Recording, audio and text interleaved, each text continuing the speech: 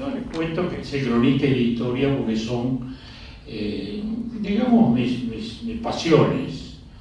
A los 17 años empecé a hacer periodismo, luego me formé con un grandísimo periodista argentino, Francisco Llano, que fue jefe de redacción de Crítica y después del grupo fundacional de Clarín, ¿no? Que hoy regentea periodísticamente Ricardo. Y no hace mucho dije, ¿qué nos pasa además? Nosotros, ahora hay computadoras, toque guardado. En la época que estábamos con Menchi, en el diario Acción, por ejemplo, uno escribía, corregía un poquito, iba al linotipo y no lo veíamos más el original. O sea que para buscar algunos artículos de muchos años tuvimos que ir a la hemeroteca a buscarnos a nosotros mismos y en esa tarea sigo. Y me pareció que desde el periodismo he vivido polemizando toda mi vida. Y en los últimos años, más que nunca, por una causa u otra, a veces causas argentinas, por ejemplo, cuando se fundó el Instituto de Revisionismo Histórico, y ahí polemicé desde el Uruguay y desde la Argentina en contra de lo que significaba una historia impuesta desde arriba, una historia oficial. Y también muchas de las polémicas nuestras, ¿no? Que son muy importantes, si el Uruguay es un invento inglés u otras tergiversaciones habituales, o algunas incluso más complicadas, como es la confusión de la memoria y la historia. Es una confusión muy habitual que a veces incluso se la explota. Y estamos muy llenos de memorias cuando hablamos de la llamada historia reciente y muy poca historia. Y la memoria siempre es subjetiva. El recuerdo que uno tiene es el distinto al del otro. Podemos mirar el mismo episodio y lo vamos a entender desde ópticas diferentes. Y eso hace que la memoria, su subjetividad, es uno de los tantos ingredientes de la historia. Pero la historia es un proceso de reconstrucción que tiene que incluir muchas memorias, varias memorias, y hechos que a veces no están en la memoria, pero que pueden a veces ser revolucionarios, que significan revoluciones. Quizás uno de los ejemplos más clamorosos de algo revolucionario fue cuando llegó la pastilla anticonceptiva, por ejemplo. No está en la memoria. Llegó en el 63, llegó en el 65, no está en la memoria. Pero es un hecho histórico fundamentalísimo, porque cambia la condición y la situación de la mujer en la sociedad y en su propio destino. Es decir, son hechos que la memoria suele no recordar, pero que la historia tiene que recoger. Después me pasaron otras cosas. Cuando empecé a juntar los artículos, me encontré con que había periodismo de actualidad, pero que hoy es historia. Los periodistas somos unos intermediarios, ¿no? Entre el ruido del día a día y las silenciosas corrientes de la historia. Y entonces había notas mías de Cuba en el 59, de la primavera de Praga, en el 68 de Corea del Norte, cuando gobernaba el camarada Kim Il-sung, ¿no?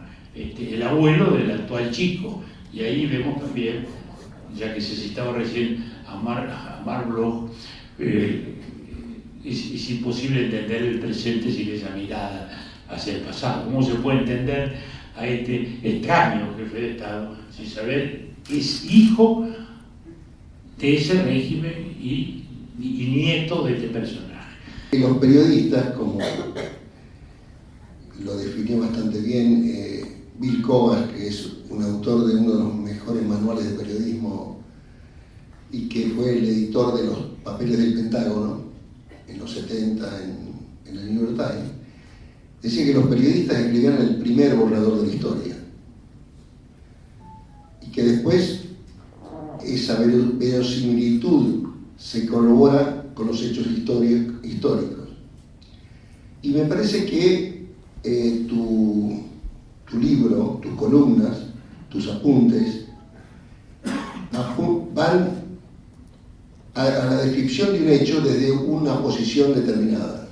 Digamos, no es una descripción inocua, sino una descripción apasionada e involucrada, o te vas involucrando. Y me llamó mucho, y me hizo recordar a otras épocas, tu descripción de cómo Bordaberry, de un presidente constitucional, la metamorfosis de ese presidente constitucional se va convirtiendo en un dictador.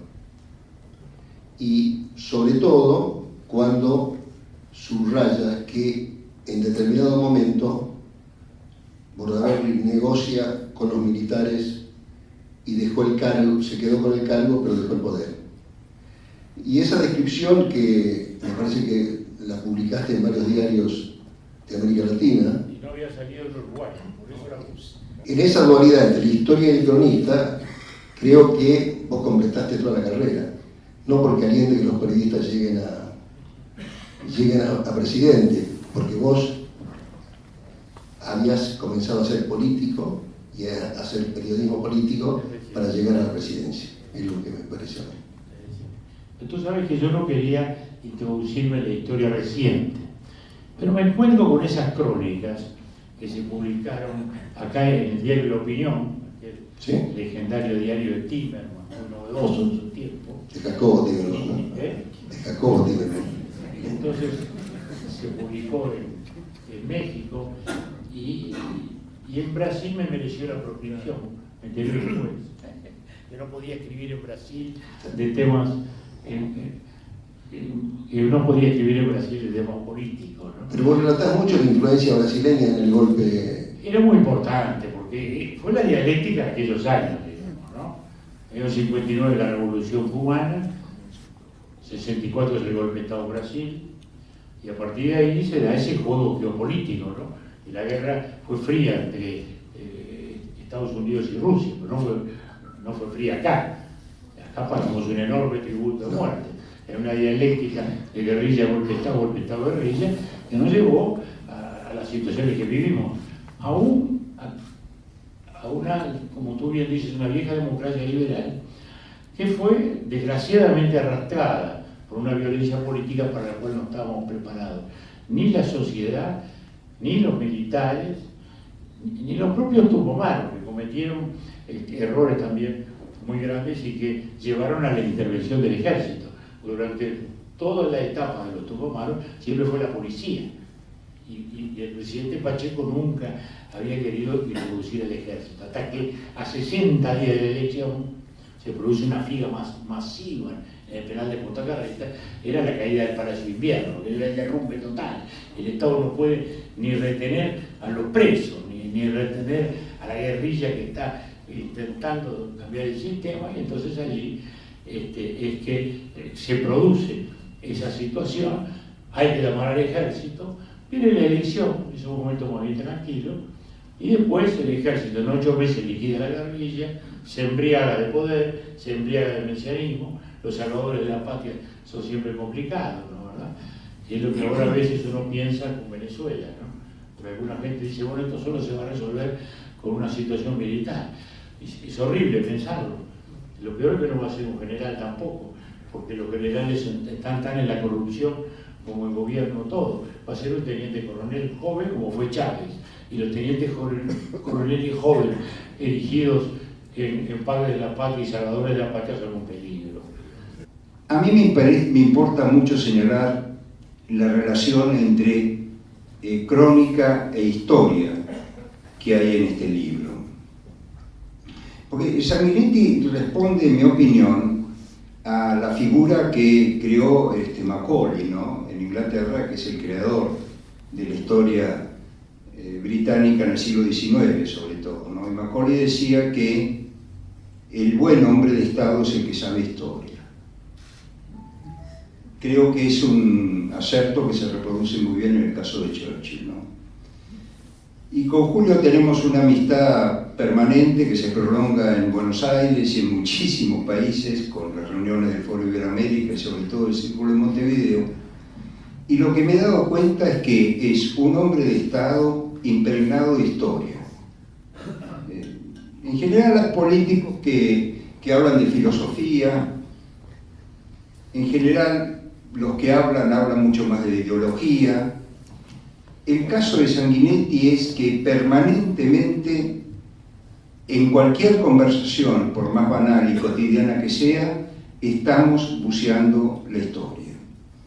Es decir, es una personalidad impregnada de historia, y creo que es una personalidad que se prolonga en una relación permanente con Marta Canessa, que es una eximia historiadora del Río de la Plata, que nos ha dejado un libro excepcional sobre la limpieza de sangre en el periodo colonial hispánico, titulado El Buen Hacer.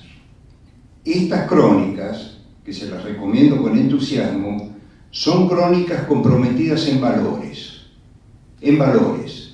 No es el cronista, excepto tal vez, como dice Kirchner, en el caso de la caída del régimen democrático uruguayo, donde se ve realmente una capacidad descriptiva fuera de lo común. Pero fundamentalmente estas crónicas son la crítica de un ilustrado en un tiempo bastante siniestro, en mi opinión, que se ha dedicado sistemáticamente a destruir todos los valores de la Ilustración liberal. De modo tal que desde que nace Julio, prácticamente somos contemporáneos, desde que nace Julio, la gran tradición republicana, la gran tradición democrática, está permanentemente asediada desde la derecha y desde la izquierda.